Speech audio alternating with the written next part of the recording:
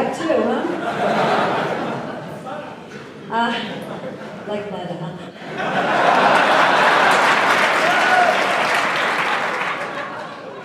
I want to read you a quote from last week's LA Times. Has AIDS in the theater changed the culture? Probably the answer is yes.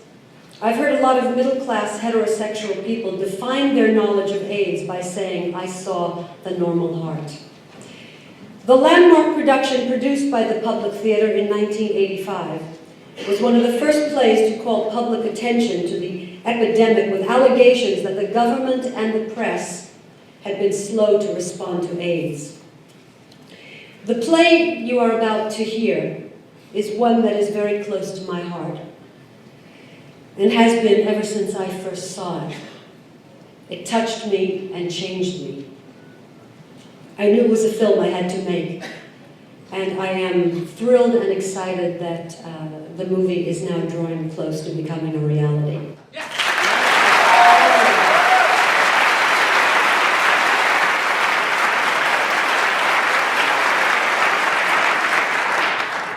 For me, The Normal Heart is about everybody's right to love, no matter who they are. It is also about the early years of a strange new illness that, because it appeared to be only striking gay men, was allowed by the powers that be to turn into a plague. And I would like to dedicate this reading of the play to the 3 members of the original cast who have died from this play. Larry Locke created the roles of David, Hiram Keebler, and the examining doctor.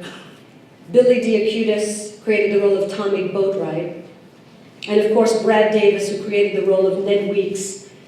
Brad died raging furiously in the true nature of the part he played, and in so doing forced Hollywood to pay heed to the deplorable ostracism and discrimination that people with AIDS face in the entertainment industry. Before we begin the reading, I would like to acknowledge some very special people who are here tonight. 2 people connected with the birth of The Normal Heart have died, not from AIDS. One was the play's original producer, its father, Joe Papp.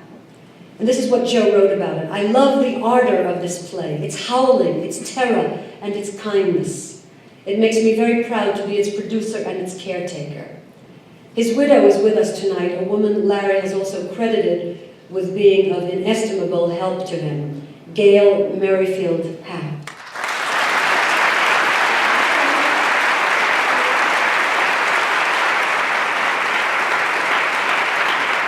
Wherever you are, Gail, I promise you and Joe that I shall do my best to match Joe's passion and love for this play as I now become its caretaker.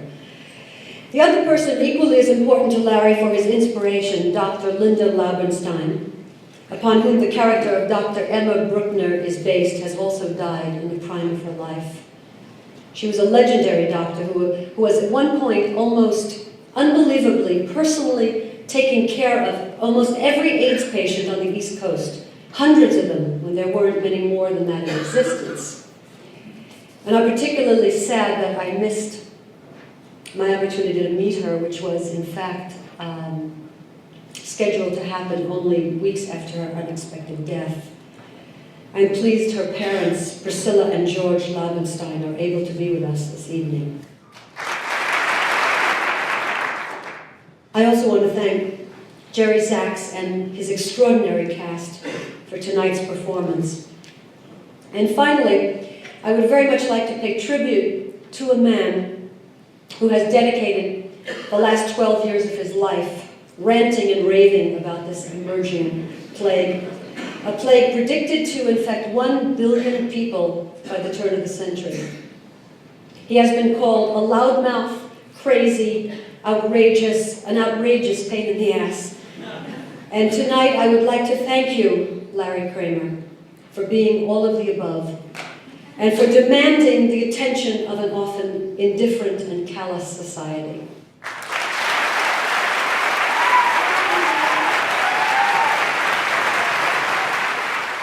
Homophobia is another disease that has to be cured.